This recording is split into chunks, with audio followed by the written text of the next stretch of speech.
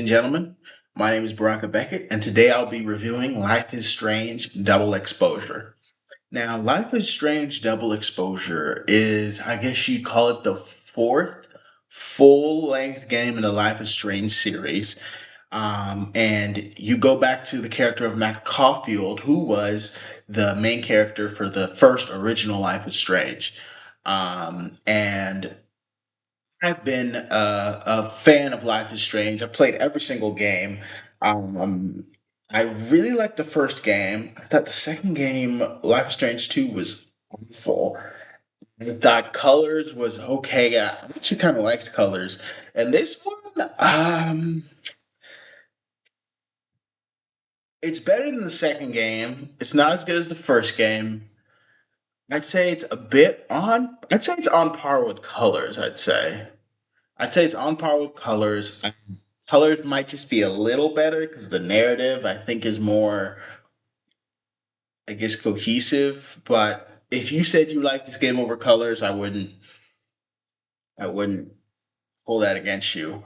So this game, Max Caulfield is like a graduate student, and she's also doing a little bit of teaching as well at this university in Vermont.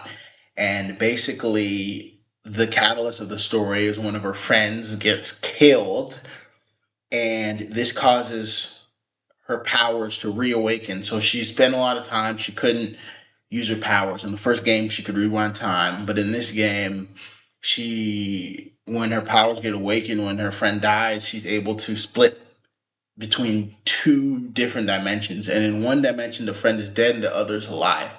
So essentially, throughout the gameplay loop is essentially figuring out this mystery of who killed the friend, why did the friend die, what is going on with that, and basically she uses her ability to transition from dimension to dimension to solve these mysteries. Now, here's what I'll say about this game. I mean, it takes a little while to get going. Before the friend gets shot, it's really just you're just watching teenagers be not teenagers, but young adults be young adults. Once the friend gets shot, it's like okay, things start to get interesting a bit, and then it kind of lulls a little bit. I mean, this game, it's just for what I paid for it. Like I don't know.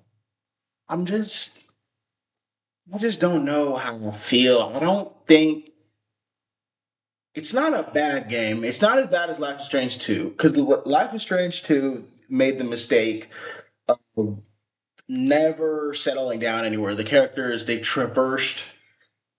It was a traveling game, so every episode you were meeting new characters and dropping them new characters and dropping them new characters and drop. This game doesn't do that. It sticks in the same spot, and you're with the same characters throughout the game, which allows them to be developed. And you know what? The characters they do a good job of making these characters feel realistic for what it's worth. I mean, these characters they feel real. I think my favorite character was Moses. I think the actor who played Moses and just the character design. I think he really comes off as genuine and like earnest, and they did a good job with his characters. But I think most of the characters I think are well realized. I mean, I think Amanda is kind of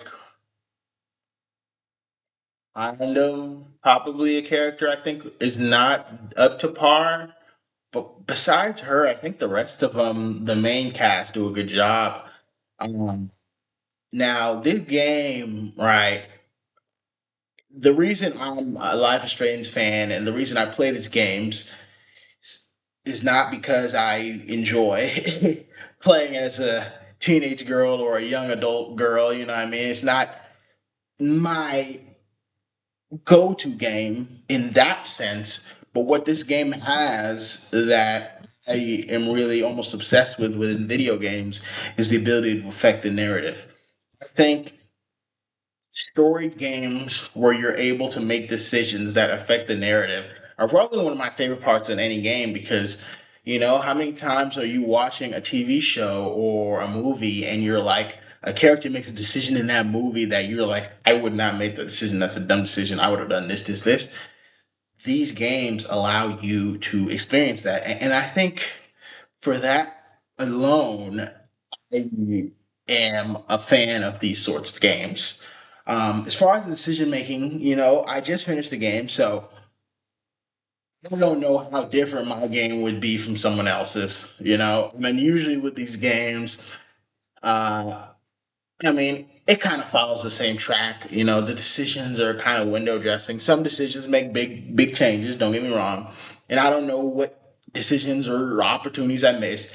But usually with these games, it's more so window dressing. You know what?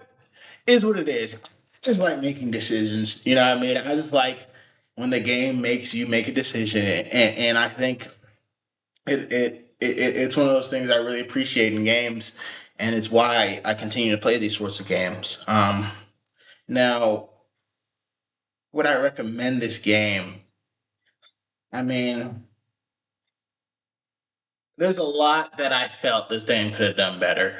I mean, in particular, they really reuse the same locations. I mean, it's only a couple locations in this game, and I get it. It's a college campus, it's a small town, but it's like one bar, bro, one bar, the quad, two buildings, Max's crib, and like an overlook, and that's it.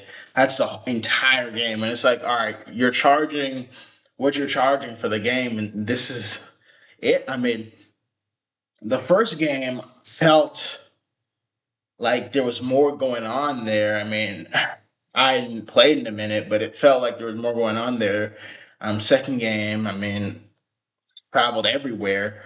So, I mean, I think they could have done a little more. I think they could have done better because it's like you were using the same zones episode to episode, and it's like if I'm in the same place, it doesn't give me a sense of progression. It just feels like I'm running in circles. I will say though, it does feel good to be back in Max's shoes, playing as Max, because I mean Max is a part of the best Life is Strange game, and to playing her again, it just kind of feels right in a sense. And she's older, she's developed a little bit, um, and that's good to see.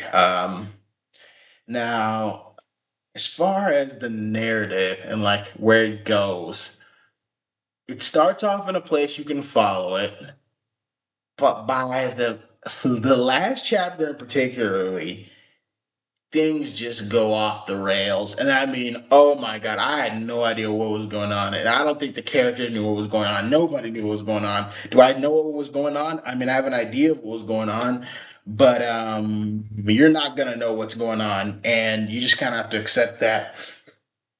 And then it ends. And um, I just I can't look in this camera in my I can't look you in the eyes through this camera and recommend this game to you. Just can't. And if here's the thing, if you're a fan of Life is Strange, you love these games, you're a sucker for it. Okay, go out and buy this game. But I think maybe if you see it on sale, super cheap, give it a shot. But I just feel as though there are better games of this type that you could play where you can make decisions. I mean, even Detroit Become Human is better game for your buck than this one. I wouldn't recommend it. I'd give this game honestly 6 out of 10. You know what I mean? 6 out of 10. It wasn't awful. It wasn't an awful game. It wasn't as bad as two. You know what I mean? But it just didn't do enough for it to feel worthy of existing. It just didn't do enough. Um, and that's all I have to really say about this game. Just you could say I'm disappointed, but I didn't. Thank you for watching.